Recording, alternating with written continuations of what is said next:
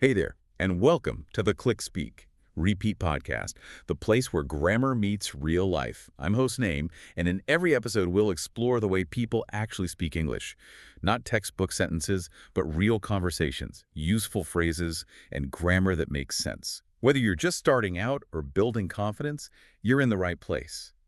Let's jump in and talk real English. It's great to be here, and I have to say, that intro it perfectly sets the stage for what we're talking about today. It really does, because today we are diving into something that I think causes a lot of frustration for English learners. A huge amount. Yeah, you know the feeling. You spend years in school, you memorize all the rules, you get the good grades, and then you meet a native speaker. And suddenly nothing works the way you thought it would. It's like a punch to the gut. Yeah. You open your mouth and you just sound, I don't know, you sound like a textbook. You sound stiff. And that's the classic gap, right? The textbook versus reality gap.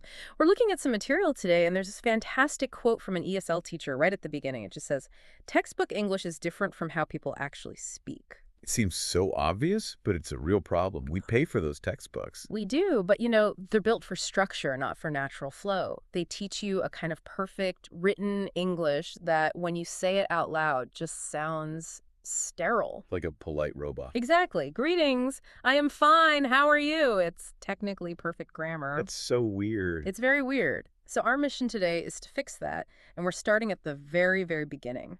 Module 1, Chapter 1, the verb to be. Okay, can already hear people groaning. Mm-hmm. To be. Seriously. Am, is, are. Yeah. I learned that on day one. And that's the trap. That's exactly why it's so important, because it seems basic. People just gloss over it. But to be is, well, it's the foundation of everything. It's how you talk about who you are, how you feel, where you are. And because it's the most common verb, it's also where the difference between textbook and real English is, the most obvious. So if you can nail the style of to be, you're already halfway to sounding more natural. That's the theory. That's the superpower we're unlocking. All right, I'm sold. Let's get into the mechanics. The source material calls to be a rule breaker. Oh, it's the biggest rebel in the language. Think about it. Most verbs are easy. I walk, you walk, we walk. Simple. Same word every time. But to be, it completely changes its form. You've got the three main ones.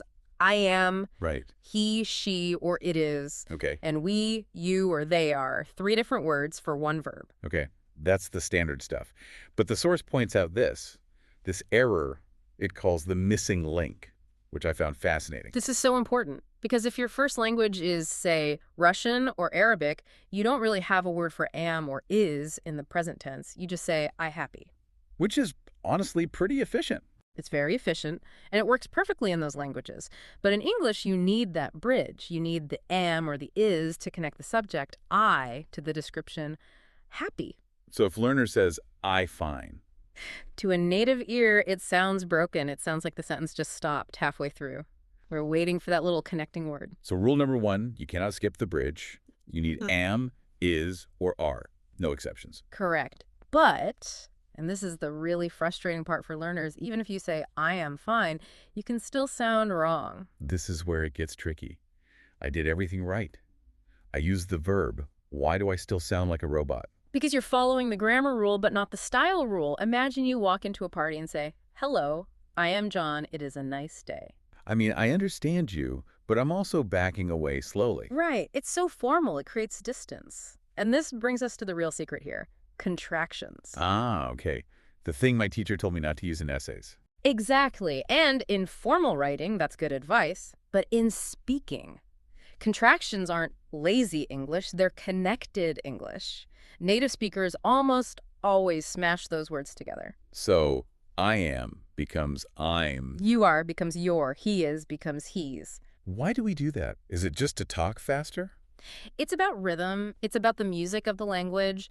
The important words are I and student. The am is just glue. So we shrink it down. Using a contraction signals that you're relaxed, that you're friendly. So I am a student sounds like you're filling out a form. Yes. But I'm a student sounds like you're having a conversation. Precisely. The source has this great visual idea of a robot versus human video. The newcomer at a party says, I am fine. Very stiffly. Yeah, and everyone gets quiet and awkward. Right. Then a native speaker comes over and says, hey, I'm fine. And suddenly everyone relaxes. That little apostrophe, that's the key to sounding human. It's like wearing a tuxedo to a barbecue. You're technically dressed, but you're doing it wrong. What a perfect analogy. Yes. Yeah. Don't be the tuxedo guy. And the source points out two workhorses here. There's... Okay, it's a beautiful day. Yep. We use it for descriptions, but the one that really fluent speakers use all the time is theirs. For there is. Yes. To talk about something existing, there's a problem. There's a great coffee shop down the street. Saying there's a problem sounds so serious, like an alarm is about to go off. It does. It's very dramatic. But there's a problem is more like, hey, we've got a little issue here. Let's solve it. It's collaborative. So the main takeaway for you listening is you have permission. No, you have a command. Smash these words together. It's not sloppy. It's correct. It is the standard. Absolutely. Okay, let's shift gears. What about the negative? How do we use this superpower to say no? Well, the basic rule is simple. You just add not. She is not. But again, no one really says that in a normal conversation. She is not here. It sounds very emphatic, almost angry. It's very strong, like you're correcting a false accusation. So we contract it, and there are actually two ways to do it. Let's take is not. You can say she's not. Okay, contracting the person in the verb. Or you can say she isn't. Contracting the verb in the not. Exactly. She's not here, or she isn't here. Is one better than the other? Honestly, not really. They're pretty much interchangeable. Maybe she's not is a tiny bit more common, a little softer, but you can use either one. You're fine. And same for are not. We're not, or we aren't. Same exact thing. Both are perfect. But there's a trap here, a big one. Ah, yes. The big exception. The I am form. So logically, if is not is isn't and are not is aren't, then am not should be. Amn't. It would make perfect sense. I am ready. But it's a ghost word. It doesn't exist in standard English. If you say that, people will know immediately that you're a learner. So what's the solution? How do you say it? You only have one option. You have to contract the I and the am. It can only be I'm not. I'm not ready. I'm not tired. That's it. Never I am'd. Ever. Good to know. Don't walk into that trap. Okay, so we can make statements. We can make negative statements. What about asking question? The art of the question. This is another area with a textbook way and a real-world way. Okay. In a lot of languages, you just make a statement and raise your voice at the end. You are a doctor. Right. And we do that in English, but the source has a warning about it and calls it the surprise technique. I love that name for it. Because that's exactly what it is. If I say, you're a doctor, I'm not just asking a question. I'm expressing surprise. Wow, you? A doctor? Really? It has that extra layer of meaning, disbelief. Yes. So you have to be careful if you're just asking for information, like at a hotel front desk, you're the manager, it could sound a little confrontational. So what's the safe standard way? It's the swap. You take the subject and the verb and you just switch them. She is a teacher, becomes... She a teacher? They are from Spain.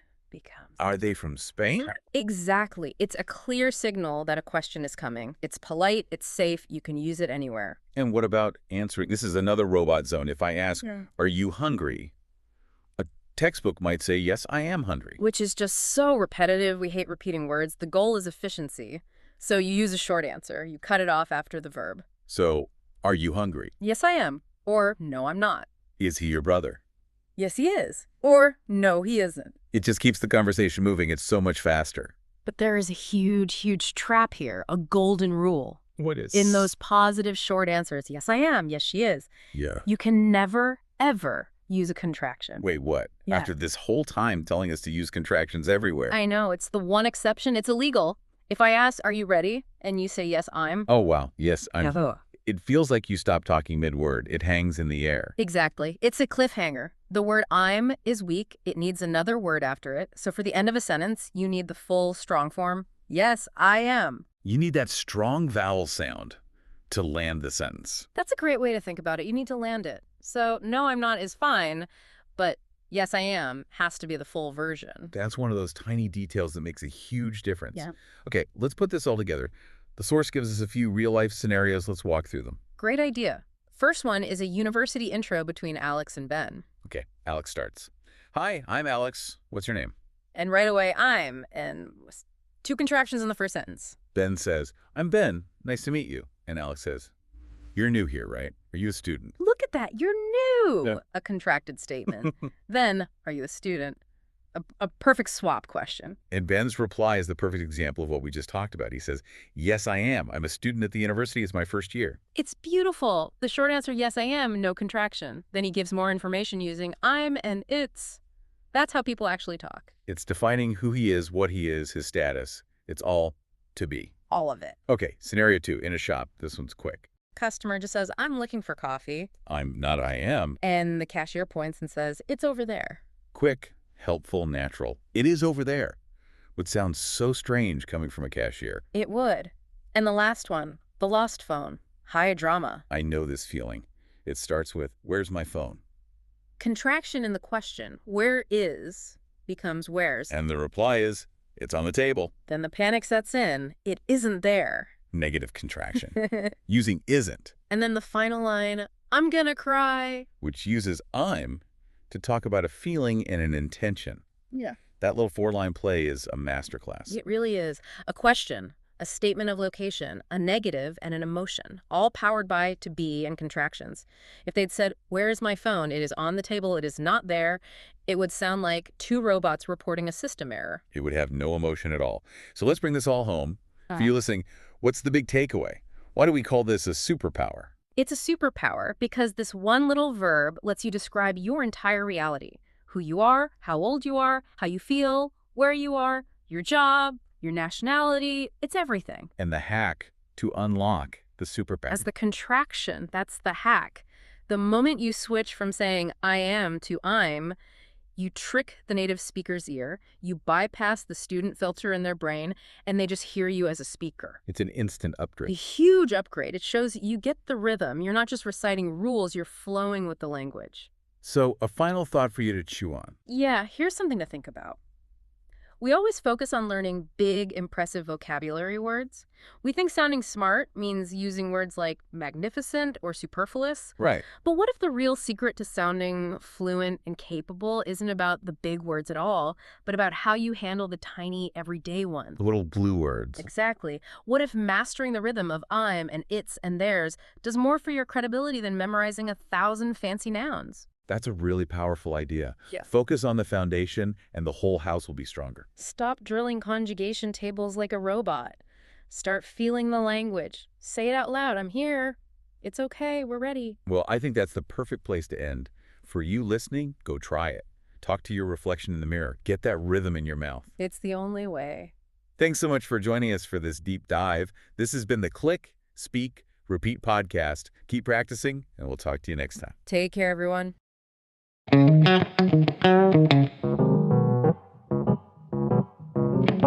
you.